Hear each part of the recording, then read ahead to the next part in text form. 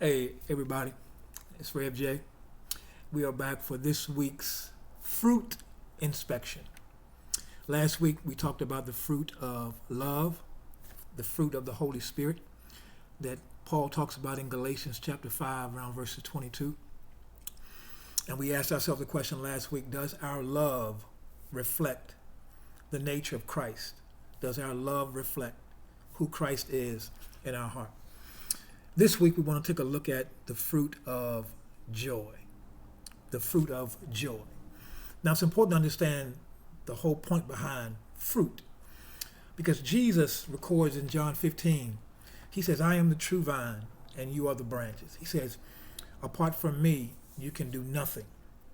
And then he says around verse 4 of John 15, remain in me and I will remain in you, for a branch cannot produce fruit if it is severed from the vine. And you cannot be fruitful unless you remain in me.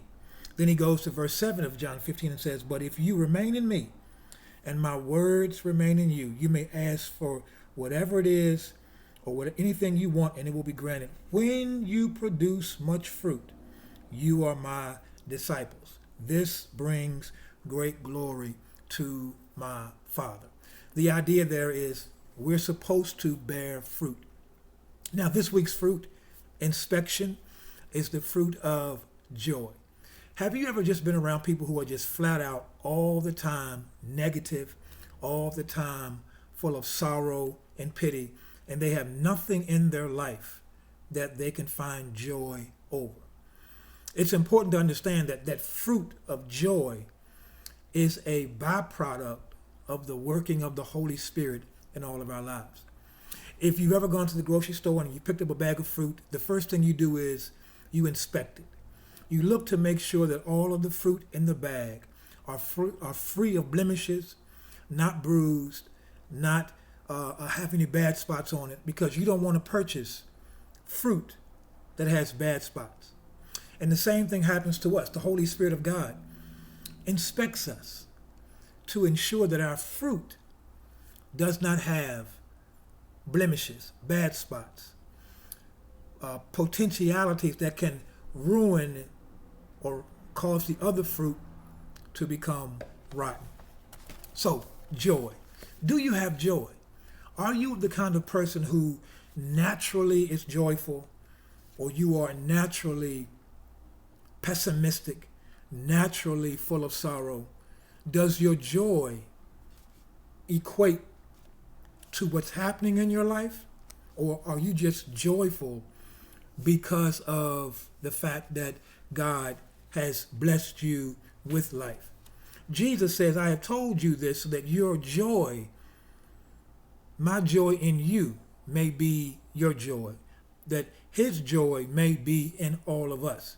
Now, the question then becomes, what is unique about the joy that Jesus gives us? What is unique about Jesus' joy over and against the joy of this world?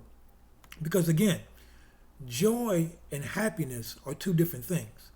I am happy over what's happening in my life or not happening in my life. Joy, on the other hand, is not predicated on what's happening or not happening. Joy is a state of being that I'm perpetually in my life as a result of what the Holy Spirit of God is doing for me, in me, and through me. Do you find it difficult to maintain joy? Do you find it difficult to even experience joy? Not be happy, but experiencing joy. Do you find it difficult that one particular fruit in your life, the fruit of joy, is missing? Notice that joy comes after love, because the fruit of love, from love comes every other subsequent fruit.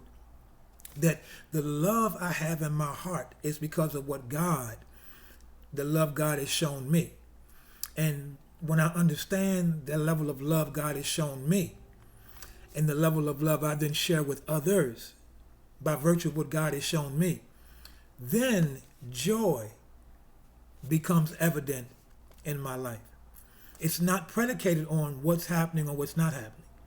It is based upon the fact that I have tapped into this understanding of love, which then gives me joy. The joy of Jesus, the joy of the Lord is my strength. So that's the question for you and I on this week. As we inspect our own tree of fruit, does joy hang on the vine? Do we have the fruit of joy on the vine? Remember, Jesus says, apart from me, you can't bear fruit. And if you are connected to him, you should be bearing fruit. And when the Father sees there's fruit on the vine, he prunes the vine so that it can become more fruitful. Is joy a fruit on your vine? I can't tell you that.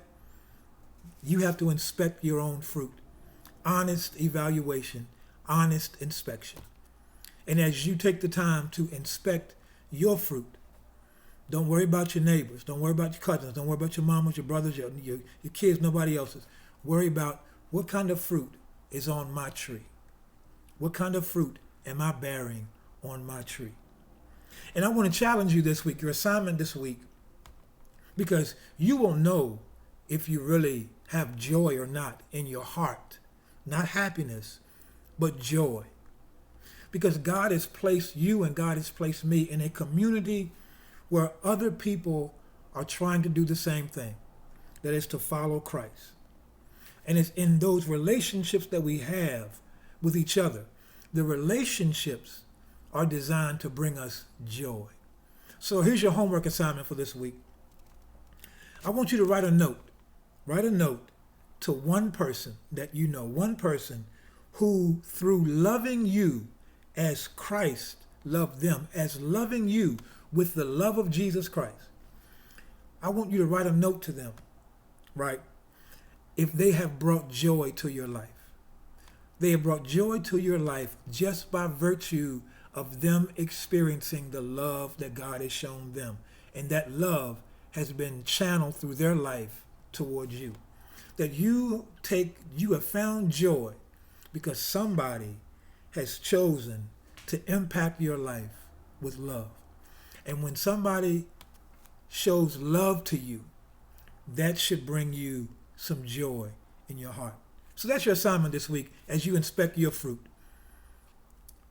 Write a note to somebody who has shown you the love of Christ through their life, and their demonstration of love to you has brought you joy. And if you can't find that, if you can't find any person who's brought joy to your life, then maybe, just maybe, the Holy Spirit of God is not producing the fruit of joy on the vine of your life. Stay tuned for next week's fruit inspection. Until then, peace.